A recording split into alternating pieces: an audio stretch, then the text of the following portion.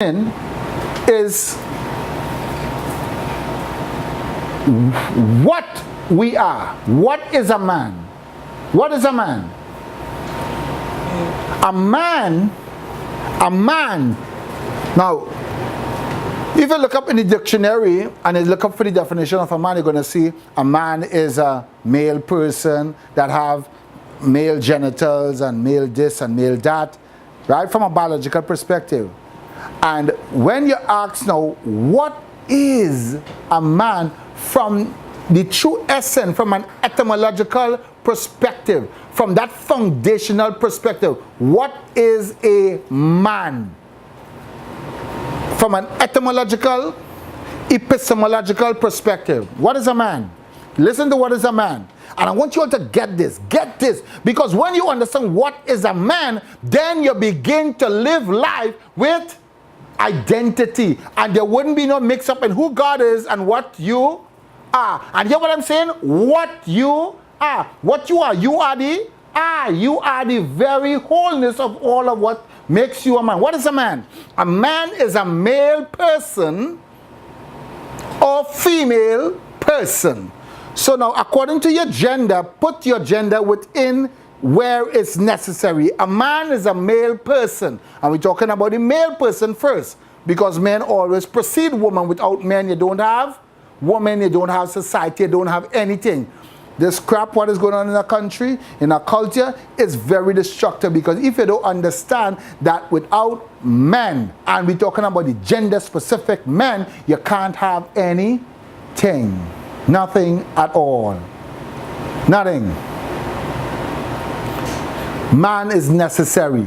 And God showed forth himself as a man and a woman. He is El Shaddai, the double-breasted God. That's for another time. What is a man? A man is a male person that has the ability to reproduce after his own kind.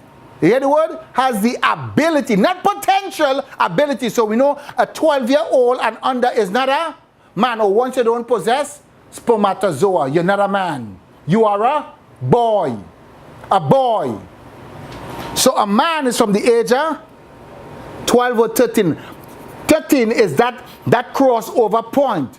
That is when the door open. You see, 13 symbolic in Judaic culture, because it have 13 basic principles for the foundation of the faith of Judaism. And 13 in itself, it speaks about what? It speaks about the door that open and give access into these two worlds. A man is a male person that has the ability to reproduce after his own kind and reflect the image of his creator as a priest, husband, father, teacher, and leader. In that position, if you don't understand that, this you want to remember: as a priest, husband, father, teacher, and leader. That is what a man is. And if you ever mix this up, then we're going to live life like how the world is living life today, and how some of these churches are carrying out their lifestyle. You're a priest, you must know God and know yourself. And that gives you what? Identity. That's where Isaiah now, he got his identity from. Because now he became that priest. And that priest doesn't mean you're going out to a congregation, whatever. You now going to God on behalf of who? Yourself. A priest is one who goes to God, the creator of himself, on behalf of himself. And he sees himself, so now he can identify himself as a priest. So a priest is one who identifies himself, goes to God for his identity, and relate with himself as an I. So the wholeness of who he is starts with a priest. Then as a husband, now when you are a husband, now you can carry out these responsibilities and show it forth towards who? Your wife. Because if you don't know to go to God on behalf of yourself, you can't go to God on behalf of your wife. No, you won't be able to listen to your wife. No, you won't be able to hear your wife. Because first you must listen and hear from who? Yahweh. You must hear and listen from Yahweh first. If you don't hear and listen from Yahweh first, it's impossible for you to what? It's impossible for you to function as a man. So the priest, husband. So unless you fulfill this criterion as a priest, it's impossible for you to be a husband. Because this is why no marriage are failing. Because men are not priests. And women are the same thing too. Because just flip it, just take out, or as I said, just take out man and put in woman. Just put in woman in that definition. As a husband, father. You see, you can't have children unless you are a husband. But we're doing it. We want to have sex because we want to have fun. It's good, it's nice. So we have a lot of nice people that we're following and not what? Righteous examples. We have nice people but not righteous men who stand and take the fire and take the death so that they can leave a lasting example for those who see that they stand for righteousness.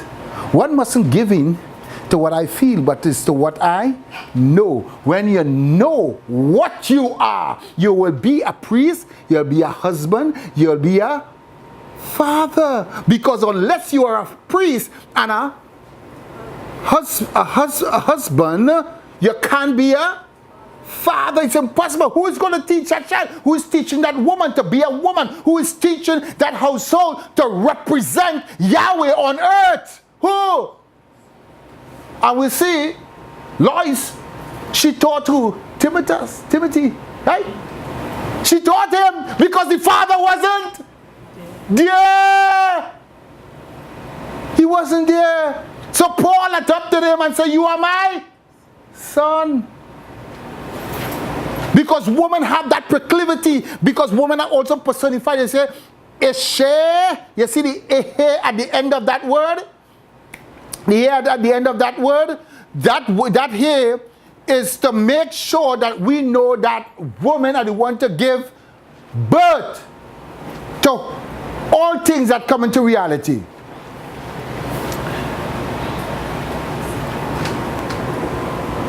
A priest, husband, father, teacher, and leader. You see, these follows necessarily. These follow necessarily because once you fulfill these first three criterion, which is the actual breath, which is like when you're saying Hashem's word name, Yahweh, it's a breath because the Aleph, which is the letter of God, it has no song. Because any song, each letter that follows the alphabet, it takes on the very nature of the Aleph. Whether you breathe in or you breathe out.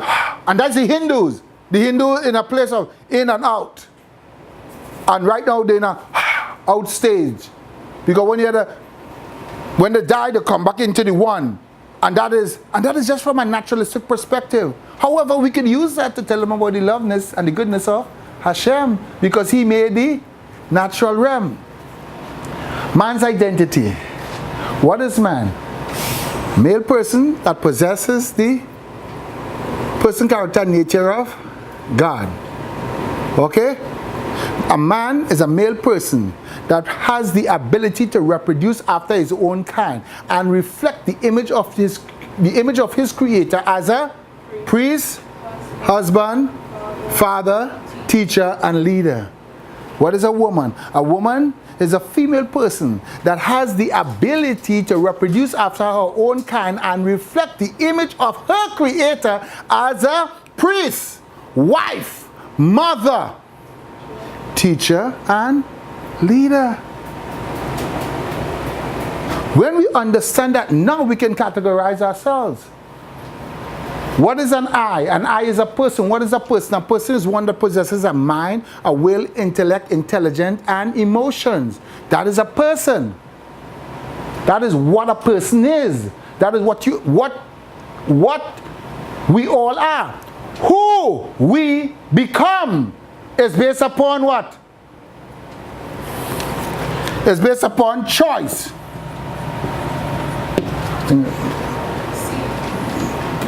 CHOI. CE. It's based upon choice. Who we become in life is based upon choice. It's based upon choice. Who you become is based upon choice. And that Hebrew word, when I'm going to do a teaching with you guys concerning that word, I'm going to see how powerful that word choice mean. How we can either bring a sword to God, you can be a friend to God. You're going to see how this word, that word choice in Hebrew, but not for tonight. Who you become in this life is based upon your choice. Who you are is in state of operation. Maybe in your profession. Who you are, you may be a teacher, you may be a doctor, you may be a lawyer, you may be a janitor, you may be a rigger, you may be a store clerk, you may be an entrepreneur. That's who you are. Who you are doesn't what? Defines you. Who you are doesn't define you. Who you are is what you are using based upon your gifts and your talent in order to provide for you and your family. Who you are is classified on the basis of times and events. It can change. It's not permanent. What you are is eternal. What you are will never change. If you were born a woman, you will never be a man. You could take out your sex, you could do sex change, you could do all of that. You can't change the